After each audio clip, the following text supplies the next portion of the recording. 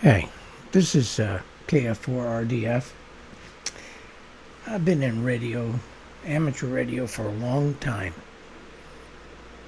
and I haven't seen any changes as far as radio. You can't. The radio spectrum is there, just like the light spectrum. It's not going to change. But what I have seen is the change in radios themselves, what they can do.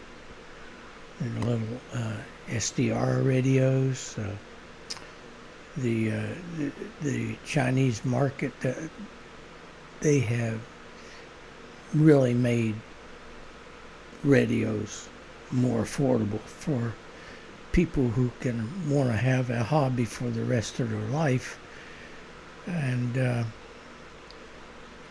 that's what it really takes. I don't do DMR. I don't care about fusion, any of the D-stars and stuff like that. I do like to talk on it or listen to the radio. I don't talk a heck of a lot. And the prices of radios used to be out of sight. Well, they still are if you go to the major brands like ICOM, like Kenwood and Yaesu. I mean, come on, some of the prices are absolutely ridiculous when you go way up there. Even the little old multi-band, little shack in a pack, are like when you're saying $1,400. That is so ridiculous. The Chinese have come into the market and they've done a really good job. People hate them. I don't know why. Some people do. I don't. Do you hate the Japanese? Hell, they killed us. We had a war with them, but you love their radios, though. But, I mean, it wasn't the people. No, it was the government. Same way. The Chinese people, you could bring... Look, I worked in security and law enforcement for a long time. I used to work at security a long time ago in Walmart. These Chinese people, you could turn them loose in there and everybody leave, all the management. And when you come back, they'd be standing in line to check out. They're good people. And they make good radios. So don't complain about the prices, that they're cheap radios. Daggone it, the ones I've seen here, they do everything that a Yaesu or Kenwood or ICOM will do if you just want radio. If you want to go all that other stuff, but they're getting there too. So somebody better start bringing these prices down, because it's kind of ridiculous when you're going up there the price of a good used car for a radio. Come on, give me a break here. Or a down payment on a house? Come on. When radios go above $200, there's something wrong.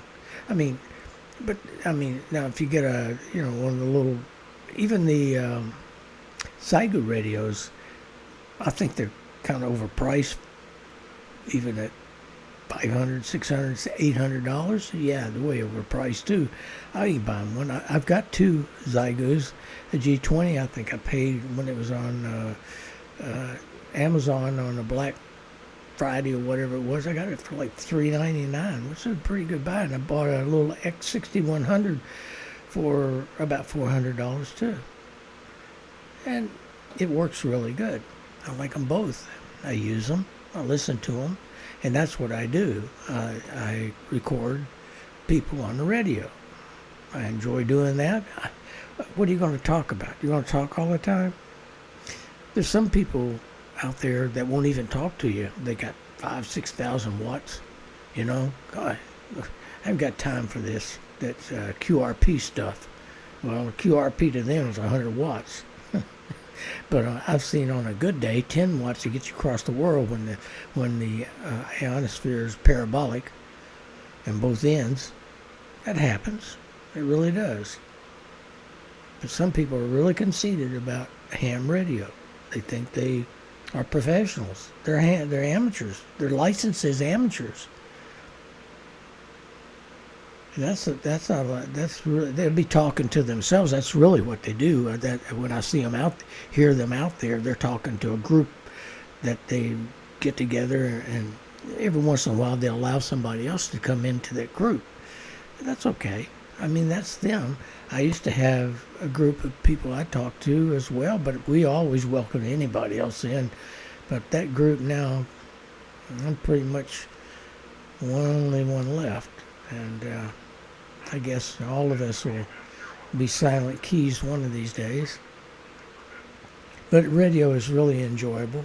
Listening to it. When I was a kid, I used to listen to AM radio. I lived in Kentucky at the time. I live in Florida now, since I was 15 years old. But, you used to get wacky radio or Chicago AM. When they never turned the power down. You could get it everywhere. It really was cool.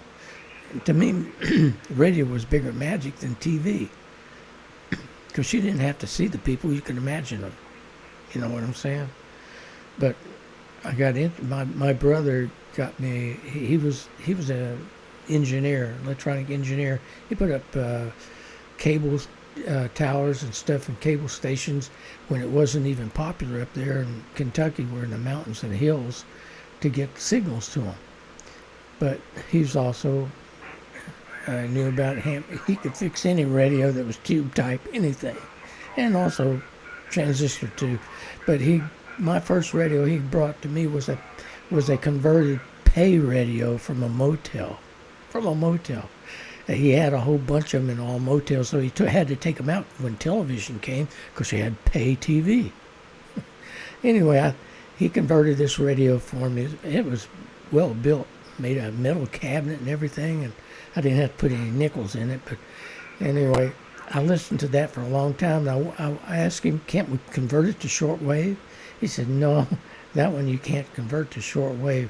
So I went a long, long time, and finally I got a little shortwave radio. I think it was a Radio Shack DX, what was it, 100 or something like. It was really a nice radio. That got me into it. And then from then on, that's what I did. CB came along in the 70s. Well, I got a CB radio. My friend got a CB radio, but we couldn't figure out why we couldn't talk to each other in the car, and he was 12 miles away. Well, there's such thing as a base antenna. That might have worked. Anyway, you find these things out as you go. And I've worked now with the radios, antennas and stuff, made my own, improvised. I've had every radio you can think of, from CB radios, 10-meter radios that were really CB radios disguised with high power. And most of them wouldn't even stay on frequency. And then, things, you get your license.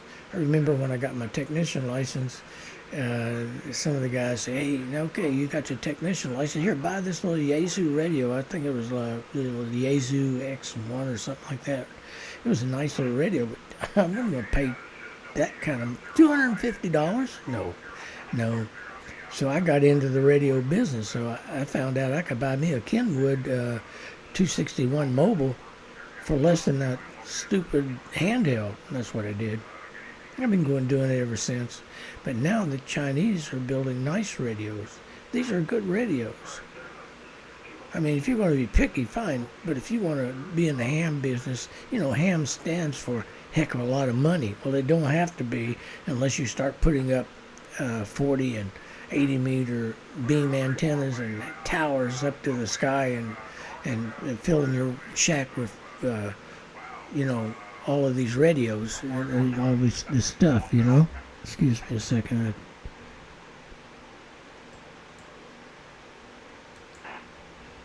I have to mute this. Okay, it was in the background.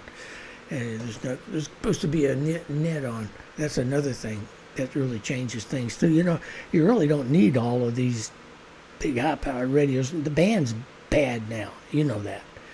We're in a cycle, and the band's bad. We get into the wintertime, it'll improve. But today you can, here on a 70 centimeter where I have a beautiful repeater, it's on the East Coast Reflector. And the East Coast Reflector You should hear people all over the world and talk to them all over the world, just like you would. Oh, everybody said, well, that's not real radio. Yes, it is. Everything goes over the air. You know it does. Even your telephone does, your cell phone. The East Coast Reflector is really a blessing. So if you have a place where you can get onto the East Coast Reflector, you should do that, or go to their website. They'll tell you all about it and how to get on it and everything else. Sometime you can get on the computer. You can do different computer modes stuff to get on. Anyway, people from Japan, Russia, Ukraine, Spain, Canary Islands, Alaska, Japan, Australia especially. How much further can you get away, huh? It's really a good thing, and that's a wonderful thing to do. I listen to every one of their nets, and I listen to a lot of their conversations on the air, and that works really good.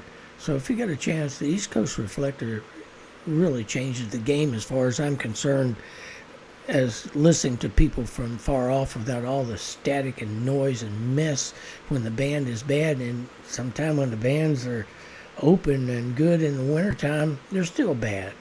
Come on, think about it.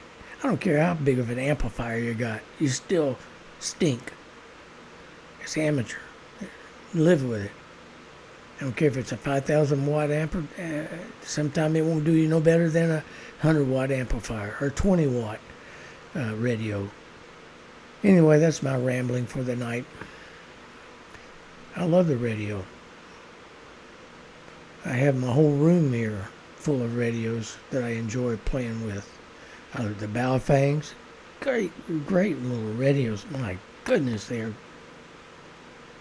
better get on the ball though, because these other little shy companies that probably produce the same radios in the same factory in China are designing stuff that'll do more. HF, let's receive with sideband. Pretty soon they'll put filters in them and they'll be able to transmit. It don't have to be a lot of power. 5 watts, clean. That'd be great. That's where we're at. That's where I'm at. I'm just sitting there talking and it's nighttime, the dark, and here I go. So, God bless all of you. And 73s, you're an amateur radio operator.